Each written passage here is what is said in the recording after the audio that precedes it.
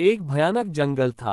उसी के बीचों बीच एक बूढ़ा साधु रामदास एक झोपड़ी में अकेला रहता था। सालों से वही झोपड़ी उसका घर थी। उस रात बहुत तेज तूफानी बारिश हो रही थी। आसमान में बिजली गरज रही थी, जैसे कोई गुस्से में चिल्ला रहा हो। जंगल में हर तरफ अंधेरा और सन्नाटा था। रामदास दरवाजा बंद करके अपनी झोपड़ी में बैठा हुआ था ताकि बाहर की बारिश और हवा अंदर ना आ सके। अचानक थक थक झोपड़ी के दरवाजे पर किसी ने दस्तक दी। साधु चौंका, इतने डरावने जंगल में इतनी रात गए कौन हो सकता है। हिम्मत करके दरवाजा खोला। सामने एक नवयुवती कन्या खड़ी थी। बारिश में उसके कपड़े पूरी तरह भीग चुके थे। हर लकीर हर शेप साफ नजर आ रही थी। वो खूबसूरत थी और डरी हुई भी। साधु ने पूछा, ए कन्या, तू कौन है? इतनी रात इस जंगल में तू यहाँ क्या कर रही है? लड़की कांपते हुए बोली, बाबा जी, मैं पास वाले कामराज नगर की रहने वाली हूँ। मेरा नाम अनीता है। मैं बहुत डरी हुई हूँ।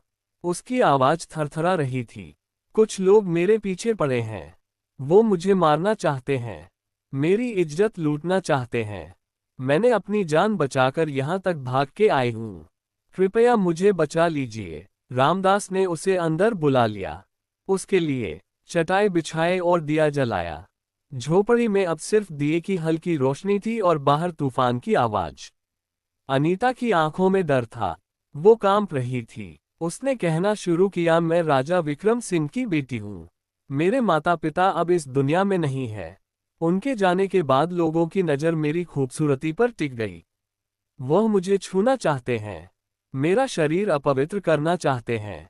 साधु रामदास उसकी बातें चुपचाप सुनता रहा। उसे लग रहा था कि यह लड़की कुछ और भी छुपा रही है।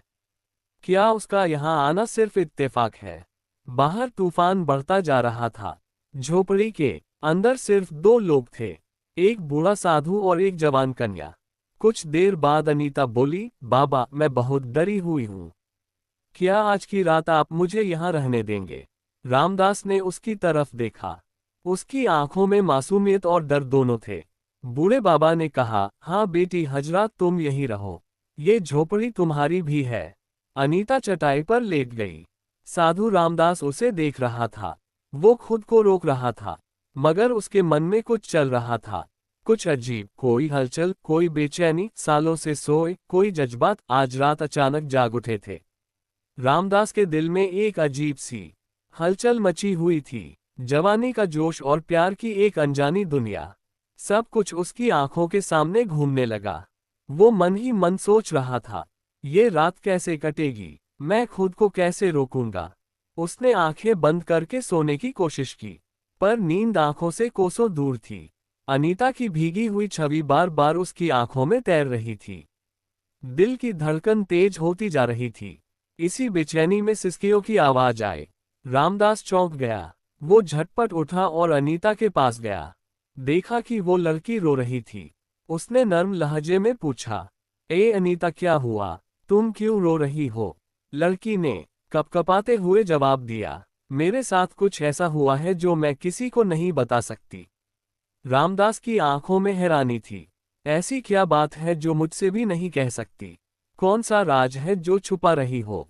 अनीता की आवाज और धीमी हो गई। मैं कोई अच्छी लड़की नहीं हूँ बाबा। मैं बहुत प्यास से भरी हूँ। मैं भटकी हुई हूँ। और फिर उसने वो बात कह दी जिससे रामदास का खून सूख गया। मैं एक आम लड़की नहीं हूँ। मैं एक भटकी हुई आत्मा हूँ। रामदास का शरीर कांपने लगा। उसके पैरों तले जमीन खिसक गई। आत्मा, ये क्या कह रही हो तुम? मैं कैसे मानूं ये सब? अनीता ने नीचे देखना शुरू किया और फिर धीरे धीरे अपनी कहानी बताई। बहुत समय पहले मैं रानी राधा थी। एक आदमी था अर्जुन। वो मुझसे शादी करना चाहता था, पर मैं उससे प्यार नहीं करती थी।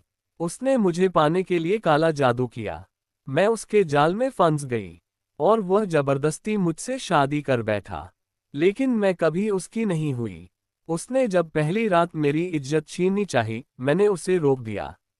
वो गुस्से में पागल हो गया और एक रात उसने मुझे मार डाला। मरते वक्त उसने कहा, तेरी आत्मा तब तक मुक्त नहीं होगी जब तक तू किसी पवित्र इंसान या साधु के साथ हमबिस्तर न हो जाए। और बाबा, मैं तभी से जंगल में भटक रही हूँ। ये सुनते ही रामदास का दिल और तेज धड़कने लगा। अनीता ने उसका हाथ पकड़ा। मैं झूठ नहीं बोल रही बाबा। अगर तुम आज रात मेरे साथ नहीं सोए तो मैं हमेशा के लिए इस जंगल में भटकती रहूंगी। उसके नर्म हाथ रामदास के शरीर को छूने लग साधु का मन और तन दोनों हिलने लगे। मगर तभी बाहर से एक भयानक आवाज आई, जैसे कोई और भी वहां था। रामदास छट से उठा और झोपड़ी से बाहर भागा। बाहर घूप अंधेरा था। उसने पलटकर झोपड़ी की ओर देखा। अनीता चुपचाप खड़ी थी। अचानक एक काला साया उसके सामने आया। आवाज गूंजने लगी, मैं वही हूं जिसने इस लड़की को तेरे पास भेजा है।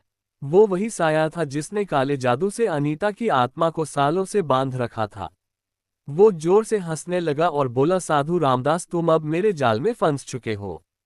तुम बच नहीं सकते। रामदास ने गहरी सांस ली और शांति से जवाब दिया, तेरा काला जादू मुझ पर असर नहीं करेगा।